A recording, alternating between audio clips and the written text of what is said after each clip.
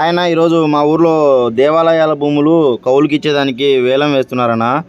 వచ్చేసి ఇవి అన్ని భూములు సంవత్సరం రోజులు గుత్త వచ్చేసి ఎంతో ఎవరు ఎక్కువ పడితే వాళ్ళకు ఈ భూములు వచ్చేసి రాముడు స్వామిటి, శివాలయంటి, గంగాలమ్మ దేవాలయంటి ఇవన్నీ ప్రతి సంవత్సరము పాడుతూనే ఉంటారు. సంవత్సరానికి ఒకసారి గుత్త కట్టాలి. సంవత్సరం వేలం ఉంటుంది. అది పాడేదానికి జనాలంతా వచ్చారన్న. అందరూ ఎదురు చూస్తూ ఉన్నారు. మా ఊరి గుళ్ళకు 30 ఎకరాల పొలం ఉన్నా సరే మా ఊరి గుళ్ళను మాత్రం డెవలప్మెంట్ అయితే చేయలేకపోతున్నారు.